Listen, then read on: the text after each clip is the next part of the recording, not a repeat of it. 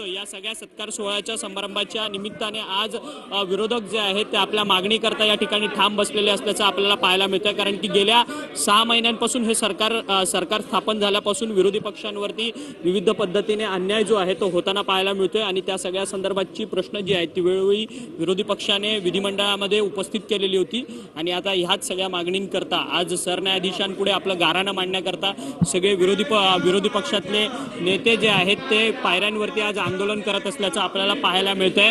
Chief justice यांच्याकडे न्यायाची मागणी जी आहे, सर्वोच्च न्यायालयाचे जे न्यायाधीश आहेत भूषण गवई यांच्याकडे न्यायाची मागणी जी आहे ती सध्या विरोधी पक्षातल्या आमदारांकडनं होताना पाहायला मिळतंय। विरोधी पक्षनेता पद जे आहे ते अद्याप देखील खालच्या सभागृहाला विधानसभेला मिळालेलं नाहीये।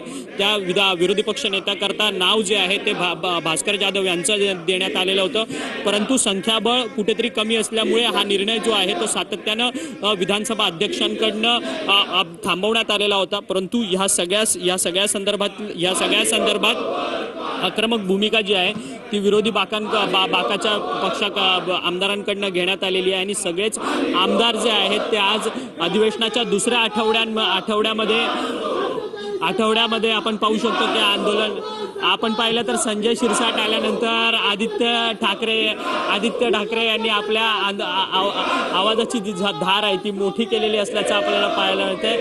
50 खोके आणि भ्रष्टाचाराच्या संदर्भातल्या घोषणाबाजी जी आहे ती आदित्य ठाकरे यांच्याकडनं होताना सध्या आपल्याला पाहायला मिळते।